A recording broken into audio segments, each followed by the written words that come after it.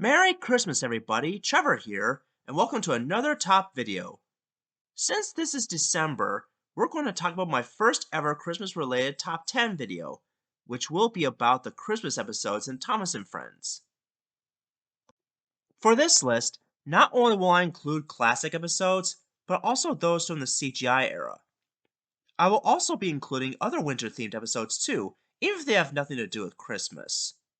So you might even title this as my top 10 winter themed Thomas episodes instead.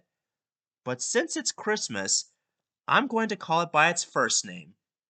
Now without further ado, let's begin this festive adventure. Number 10. Oliver the Snow Engine. Oliver and Toad are some of my favorite characters in the show, not because of how they look, but because of their respective personalities. I always liked seeing Toad as a butler to Oliver, kind of like Alfred was to Bruce Wayne from Batman. Anyways, in this episode, Oliver seems to have a major dislike towards snow, but Toad thought it was magical. But they both soon had an accident when they crashed into the giant snowman that the children made.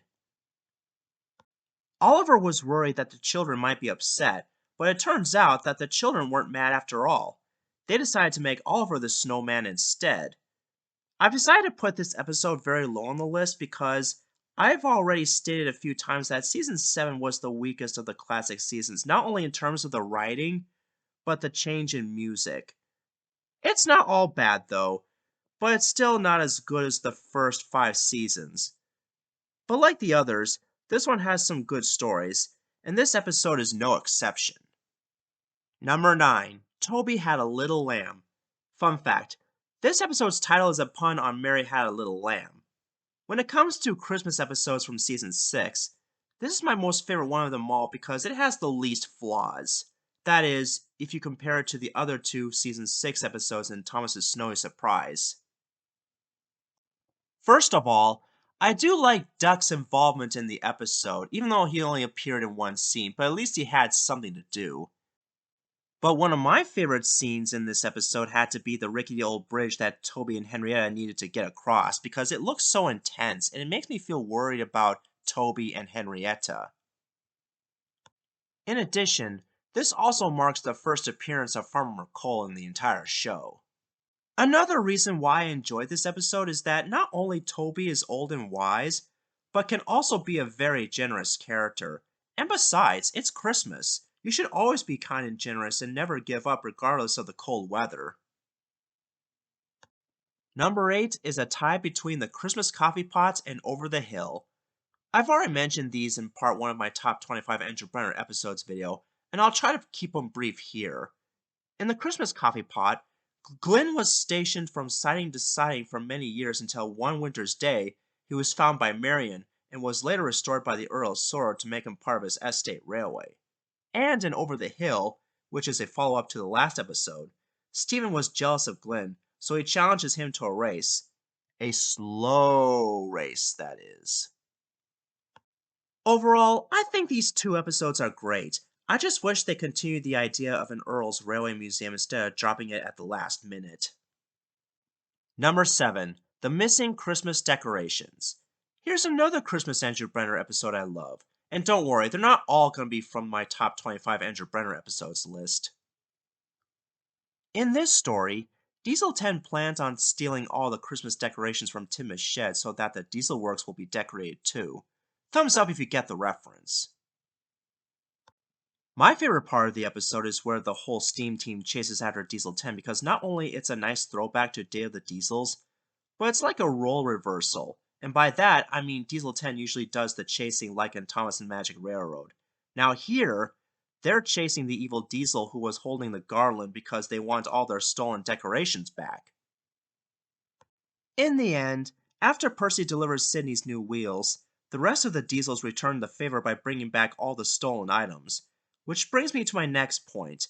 I even love the episode's message that Christmas isn't about getting, it's about giving, and you should always be nice on Christmas no matter what. Number 6. Snow. This is like the only winter-themed Thomas episode of Season 5. In this episode, Rusty tells Thomas a story about Skarloey, who got caught in an avalanche, but was soon rescued after that. The coolest thing about this episode, in my opinion, had to be the avalanche scene because it looks so epic and intense. My only two problems with this episode is that I don't think Skarloey would turn into an icy block after getting caught in an avalanche right away. Secondly, how could his driver and fireman survive in the ice while drinking hot cocoa at the same time? In real life, they'd probably be frozen to death by now. My second favorite scene has to be at the end where Gordon uses his rotary snowplow to clear off the snow until he gets caught in an avalanche as well, which I thought was a pretty funny scene. Number 5. Terence the Tractor. Also known as Thomas Terence in the Snow in the UK dub, this episode is about Thomas judging Terence by his caterpillar treads, but soon learns his lesson after he was rescued from a snowbound. This is actually one of my favorite episodes from season 1, not only for the character Terence, but for its important message that you shouldn't judge a book by its cover, which is also one of my favorite Thomas songs, by the way. Number 4. The Flying Kipper. With Terence the Tractor being my second favorite, The Flying Kipper had to be my most favorite episode of season 1 for a number of reasons I'm about to explain. First of all, I love the nighttime atmosphere in the first half of the episode. Secondly, I thought the Flying Kipper theme was epic as hell. But the coolest part had to be the accident scene, which is actually the first ever crash to appear on screen in the TV series. Thankfully, Henry gets rescued after that, and was given a new shape and a larger firebox so that he won't need special Welsh coal anymore. The funny thing is, in the original Railway Series book, the driver, fireman, and guard didn't make it out in time. When Henry crashed into them, they flew out and landed into the deep snow. Luckily, no one was hurt, for some reason, but they were mad at Henry for crashing into the back of their train. Yeah, I can understand why Brawcroft altered this scene in the TV series. Otherwise, it'd be too scary for kids. Number 3. Diesel's Ghostly Christmas Parts 1 and 2. This is the Thomas equivalent of A Christmas Carol by Charles Dickens. In this episode, Diesel acts as Ebenezer Scrooge, while Emily, Salty, Paxton, and Thomas pretend to be ghosts to scare him off and to get him to behave. Although I did enjoy Duncan the Humbug when it comes to Christmas Carol inspirations, but this one I consider the best because it's a little more accurate to how the story goes. I think Emily, Salty, Paxton, and Thomas did an excellent job as the ghosts, and I thought Diesel is a pretty good antagonist in the show, or anti-hero I should say, since he plays as Scrooge. But my most favorite bits were the fourth wall breaks, particularly when Paxton says, "Then I must be good at pretending," as well as the bit where Rocky looks puzzlingly at the audience when Diesel started acting really nice and cheery than usual. And like a lot of Christmas Carol adaptations or reenactments, this is a pretty good Thomas interpretation of the famous tale, and I highly recommend it to anyone who's a fan of Charles Dickens, or just Christmas in general. Oh, and I don't really mind the fact that this episode was split into two parts in the UK dub, though I do prefer it to be combined into one like in the US dub. Number 2. Love Me Tender. Alright, this is the last episode that I'm picking from my top 25 Andrew Brenner episodes list. In this story, Donald and Douglas bicker and argue so much that the coupling to Douglas's tender broke off, leaving him stranded in the middle of nowhere. Donald was so desperate to try to find his twin brother all over the island, but thankfully, he found him covered in deep snow. I've said this before and I'll say it again. This episode marks a proper return of the Scotch twins, and it has a very important message, meaning that they should always stick together no matter how many times they bicker and argue. Before I get to my number 1 pick, here are some honorable mentions. It's Only Snow. It got beat out by Toby Had a Little Lamb because, like the other Season 6 episodes, it has its flaws. For instance, wouldn't it be dangerous for Thomas to keep on going without a snowplow? Also, it makes this scene look unrealistic because in real life, an engine could get completely stuck in the snowdrifts. Jack Frost. As much as I enjoyed this episode, but again, it got beat out by Toby Had a Little Lamb, and besides, it mainly exists just to sell merchandise. Duncan the Humbug. as much as I like this episode, but it got beat out by Diesel's Ghostly Christmas. The Beast of Sodor. I was going to include this, but I promised myself not to include every single Christmas episode from the Andrew Brenner era, but it's still a good one in my opinion. Terence Breaks the Ice. It got beat out by Thomas Terrence in the Snow. And the number one spot is a tie between Thomas's Christmas Party and Thomas and the Missing Christmas Tree. Ah, yes, these two.